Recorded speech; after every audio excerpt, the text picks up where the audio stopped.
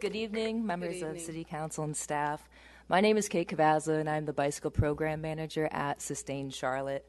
We believe that streets are for all users, not just cars. Shared mobility technology and e-scooters provide transportation options for more people in our city, serving as a tool of upward economic mobility. The average Charlotte household spends 22% of their income on transportation. A scooter rider using public transit would pay 74% less than the cost of owning a personal vehicle because 30% of Charlotteans also don't own a car in the first place.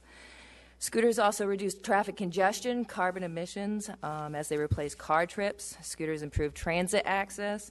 CDOT has shown that scooter trips have the highest concentrations around transit stops in our area.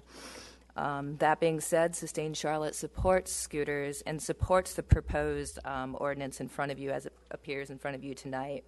We, along with the bicycle community, also support staff's decision to remove the amendment prohibiting scooters from streets with posted speed limits greater than 35 miles per hour.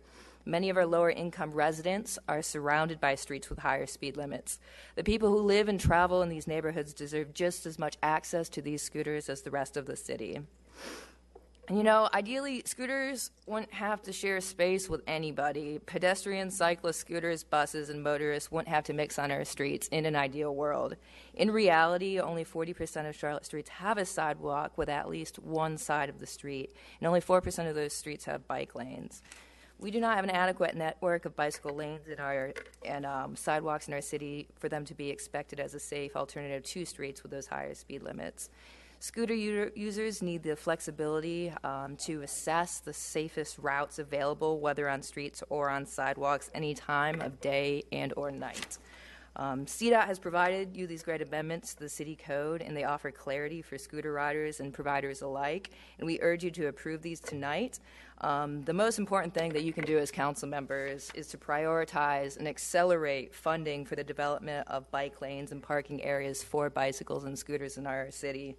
The faster we can fund and build projects like the 6th Street cycle track, the Parkwood and the Plaza street conversions, and the Cross Charlotte Trail, the safer our cities will be for all modes of transportation. Thank you so much.